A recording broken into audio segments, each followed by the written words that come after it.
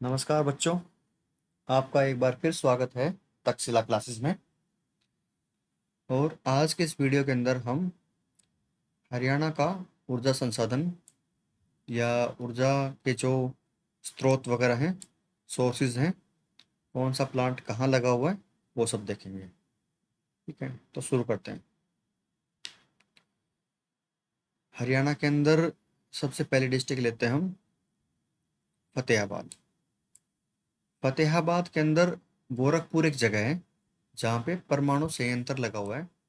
2014 में ये लगाया गया था, तो ये फेमस है। उस टाइम पे प्रोटेस्ट वगैरह भी खूब हुआ था कि यहाँ पे परमाणु संयंत्र नहीं होना चाहिए। तो फतेहाबाद डिस्ट्रिक्ट के अंदर क्या है, गोरखपुर परमाणु परियोजना 2014 के अंदर लगाई गई। फिर हिसार डिस्ट्रिक्ट है।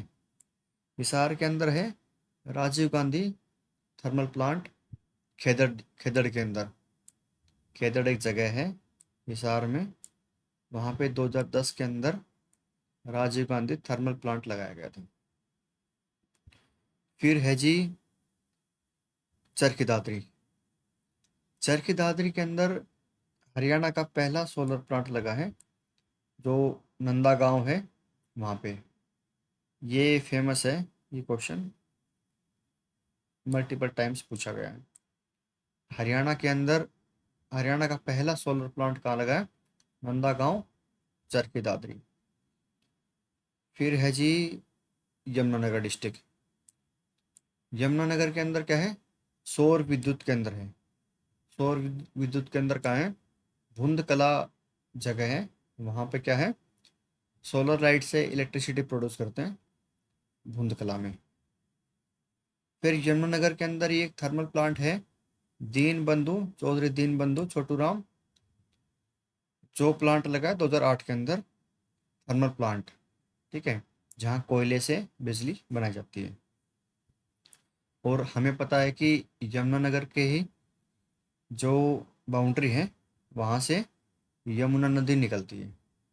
तो अगर कोई नदी है तो वहाँ पे क्या होगी, हाइड्रोस्टैटिक हाइड्रो डायनेमिक से बिजली बनेगी।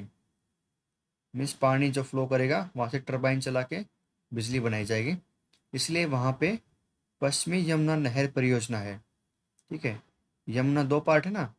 ईस्ट यमुना चली गई यूपी के अंदर, उत्तर प्रदेश के अंदर चली गई ईस्ट यमुना। और जो वेस्ट यमुना नहर निकाली गई है वो कहाँ है, हरियाणा के अंदर फ्लो करती है।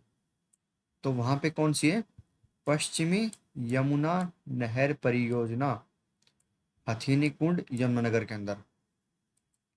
तो हथीनी कुंड यमुनानगर में ये परियोजना है। फिर आते हैं जी नेक्स्ट डिस्ट्रिक्ट पे, जो कि है हमारी पानीपत। अब पानीपत में क्या है, थर्मल प्लांट है, आसन कला गांव है। वहाँ पे 1979 के अंदर थर्मल प्लांट लगाया गया था। और पानीपत के अंदर ही क्या है, पेट्रोल रिफाइनरी है, पेट्रोकेमिकल्स की रिफाइनरी है पानीपत के अंदर। तो ये दोनों फेमस हैं। लोकेशन क्या है, बापोली गांव, पानीपत में। फिर है सोनीपत डिस्ट्रिक्ट।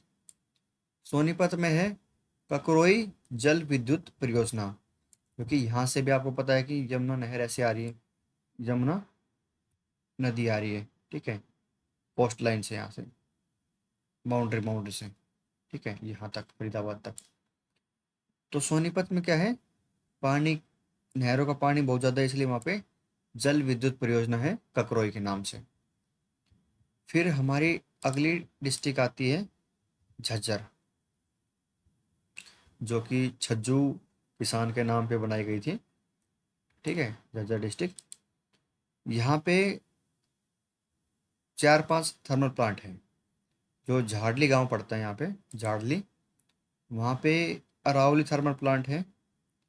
अरावली को ही इंदिरा गांधी थर्मल प्लांट बोलते हैं, जो 2011 में एनटीपीसी, आईपीजीसीएल, आईपीसीजीएल, एचपीजीसीएल, इन तीनों ने मिलके वहाँ पे थर्मल प्लांट लगाया था अरावली का। उसी के side by side Mahatma Gandhi thermal plant है झज्जर के अंदर ही। फिर एक चाइनीज प्लांट भी है झज्जर के अंदर, तो झाड़ली गांव के अंदर ही झज्जर डिस्ट्रिक्ट में एक ही गांव में 3 प्लांट हैं, अरावली या इंदिरा गांधी, महात्मा गांधी, और तीसरा चाइनीज प्लांट है, चाइना का। ठीक है, तो अगली डिस्ट्रिक्ट है गुरुग्राम। गुरुग्राम के अंदर ये फेमस क्वेश्चन है कि इंटरनेशनल सोलर अलायंस अंतर्राष्ट्रीय सौर ऊर्जा मुख्यालय, ये पूरे वर्ल्ड का सबसे बड़ा सौर ऊर्जा का मुख्यालय है। क्योंकि हमारी जो कंट्री है ना, वो किस में आती है, वो ट्रॉपिकल जोन में आती है। जो अर्थ है उसका ये इक्वेटर हो गया, भूमध्य रेखा इक्वेटर। ठीक है, इक्वेटर से 23.5 नॉर्थ, 23.5 डिग्री उत्तर की तरफ, और जो साउथ है 23.5, उसको बोलते हैं ट्रॉपिकल लाइन। ठीक है, ऊपर वाली को बोलते हैं ट्रॉपिक ऑफ कैंसर या कर्क रेखा। तो इंडिया की लोकेशन यहाँ है, मीन्स यहाँ पे सनलाइट पड़ती है, सीधी सीधी सनलाइट पड़ती है, तो क्या है, आप यहाँ पे सोलर प्लांट वगैरह लगा सकते हो। इसीलिए यहाँ पे अंतर्राष्ट्रीय सौर ऊर्जा का मुख्यालय जो कि गुरुग्राम के अंदर है।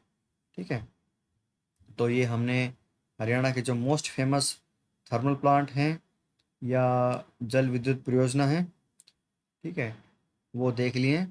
इसके अलावा जो सोलर प्लांट कहाँ पे है, चरखी दादरी के अंदर है। सौर ऊर्जा मुख्यालय, अंतर्राष्ट्रीय सौर ऊर्जा मुख्यालय गुरुग्राम के अंदर है। ठीक है, वो सब हमने देख लिए। झज्जर के अंदर 3 थर्मल प्लांट है, और एक न्यूक्लियर प्लांट हरियाणा में कहाँ पे, गोरखपुर, फतेहाबाद के अंदर। ठीक है, तो ये मोस्टली हमने जो इम्पोर्टेंट थे वो सब कुछ कवर कर दिए हैं। फिर कुछ एक्स्ट्रा फैक्चुअल नॉलेज है। हरियाणा हरियाणा 1970 में प्रदेश के सभी गांव में बिजली पहुंचाने वाला देश का प्रथम राज्य बना, जिसने रूरल इलेक्ट्रिफिकेशन करके फर्स्ट टाइम किसी स्टेट के अंदर फुल्ली रूरल इलेक्ट्रिफिकेशन कर दिया था। मतलब हर गांव के अंदर बिजली पहुंचा दी गई थी 1970 के अंदर।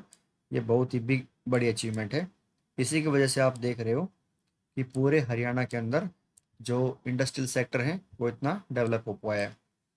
क्योंकि आप देखोगे, मेरे कुछ फ्रेंड हैं जो उत्तर प्रदेश से हैं, मध्य प्रदेश से हैं, या बहुत सी स्टेट हैं राजस्थान वगैरह से, जहां आज भी बहुत से गांव के अंदर बिजली आज तक नहीं पहुंच पाई है। तो ये डेवलपमेंट का लेवल है। और हरियाणा ने वो अचीवमेंट 1970 के अंदर कर ली थी। ठीक है, तभी से हम इतने आगे चल रहे हैं। बिना बिजली के आप किसी भी उद्योग को नहीं लगा सकते। फिर है 1998 के अंदर हरियाणा विद्युत विनियंत्रण आयोग की स्थापना हुई थी। डिस्ट्रीब्यूशन का जो सेक्टर है, मतलब बिजली पहुंचानी है, उस आयोग की स्थापना कब हुई थी, 1998 में डिस्ट्रीब्यूशन कंपनी की स्थापना हुई थी। 1999 अगले ही साल उसको 2 पार्ट में डिवाइड किया गया। दक्षिण हरियाणा बिजली वितरण निगम लिमिटेड, DHBVNL की स्थापना, साथ ही उत्तर हरियाणा बिजली वितरण निगम लिमिटेड। ये जो अपर एरिया है वो उत्तर हरियाणा बिजली वितरण निगम लिमिटेड देखता है, नीचे वाला दक्षिण हरियाणा देखता है, दक्षिण हरियाणा बिजली वितरण निगम लिमिटेड देखता है। ठीक है, तो और DHBVN क्या है, थोड़ा सा ज़्यादा कमर्शियली, या इसके पास रुपए थोड़े ज़्यादा हैं, कमर्शियली ये ज़्यादा एक्टिव है। ठीक है, क्योंकि इस एरिया के अंदर इंडस्ट्रीज बहुत ज़्यादा है इस एरिया में, और इंडस्ट्रीज को इलेक्ट्रिसिटी महंगी बेच देते हैं as compare to north Haryana. ठीक है, तो इस वीडियो के अंदर हमने हरियाणा के सारे ऊर्जा संसाधन देख लिए।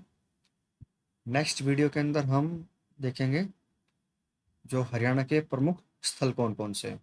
ठीक है, तो इस वीडियो में इतना ही। आपका बहुत बहुत धन्यवाद।